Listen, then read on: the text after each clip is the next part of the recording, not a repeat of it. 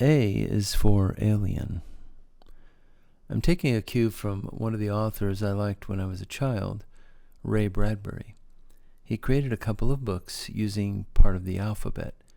R is for rocket, S is for space. And that memory has never left me. It occurred to me that I could probably create a series of videos based on the alphabet. The series would focus on things that intrigued me, things that make me go, So when I was 9 years old, I began reading the Bible. It was the New Living Translation, a bit easier for a young person to understand the language. It didn't take me long to find things in there that made me wonder about God's motivation. When I read that Zipporah took a sharp stone and cut off the foreskin of her son and cast it at Moses' feet, I felt compelled to ask my parents what a foreskin was.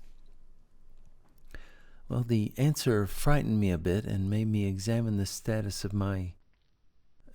suffice it to say, we didn't have the internet, so they did their best. But that made me wonder why God cared about that.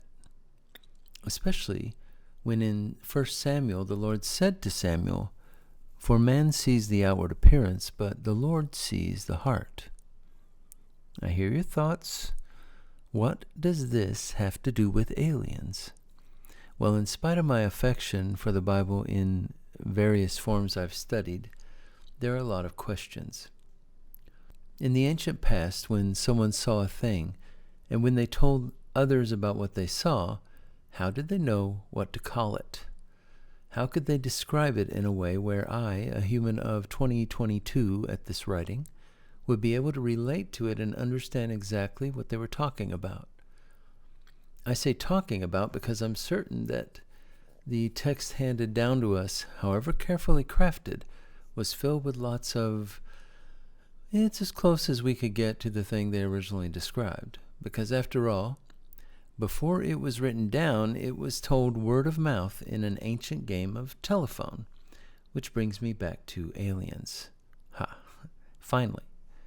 So the foreskin thing was just a scary gateway to my questioning the inspiration and motivation of every author of every book in the Bible. Apparently, there are really scary things that appear to the people of the Bible at times. Cherubim are usually depicted like sweet little angels. But Ezekiel saw something a bit more terrifying in the 10th chapter. As for their appearance, the four of them looked alike. Each was like a wheel intersecting a wheel. As they moved, they would go in any one of the four directions the cherubim faced. The wheels did not turn about as the cherubim went. The cherubim went in whatever direction the head faced without turning as they went.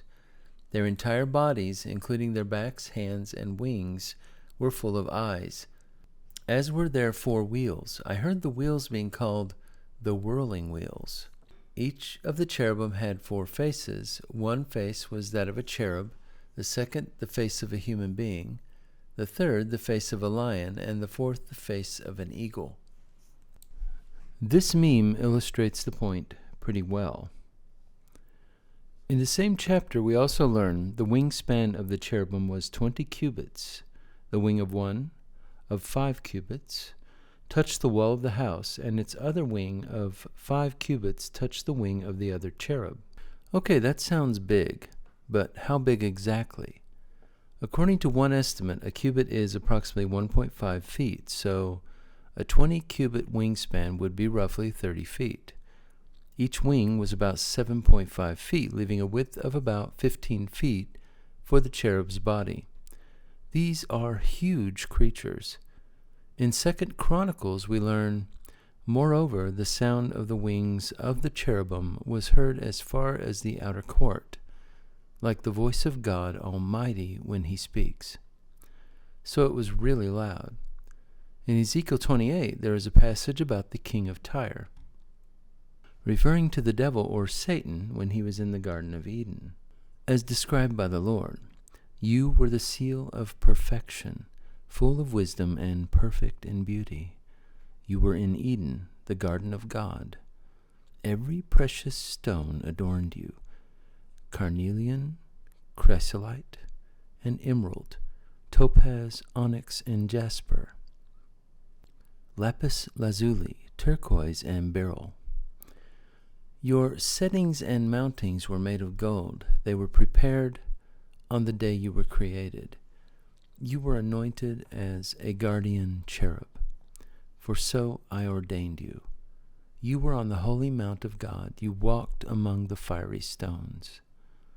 Well, this sets my imagination ablaze.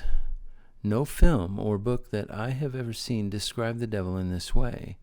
You can imagine seeing this thing, 30 feet wide, probably the same height, standing before you, like some massive, bedazzled mutant mecha from an anime film. Now maybe you understand why when a messenger angel appeared, before the message was delivered, it said, "Fear not." Not that telling the cowering humans to fear not would have stopped them from cowering. And outside of biblical reference, there is the book of Enoch, which describes interactions with angels, giants, and even a reference that seems to be looking down on the earth from orbit in space. There are countless stories from cultures all over the world where gods from the sky came down to enslave or enlighten humanity. Specifically in the ancient Sumerian texts, they seem to be modifying the native earthlings using genetic manipulation, something that may actually be going on right now. The main point of this video is to make you think about how you've been taught to see the events of the Bible versus how those events are actually described literally in the text. If you're a Bible scholar, then you might believe this or that is merely a metaphor, but you don't know for sure, and that splinter of doubt is there. Was it all the way we were told, or is it possible that the fantastic events were interactions with non-terrestrial beings from another dimension, planet, or star system? In Hindu tradition, there are ancient texts called Vedas, and in those books are descriptions of great battles fought in the skies above the earth in spacecraft known as Vimana. Did that really happen? Who are you to say if it did or didn't? Are you more knowledgeable of the ancient past than those who witnessed it and wrote down what they saw? I don't know the answer, and neither do you. We have beliefs, and those beliefs may be perfect and valid. However, I must consider the possibility that some of what I've been taught is just a certain point of view. So what I told you was true, from a certain point of view. A certain point of view? Luke, you're going to find that many of the truths we cling to depend greatly on our own point of view. If you like this, please like and subscribe.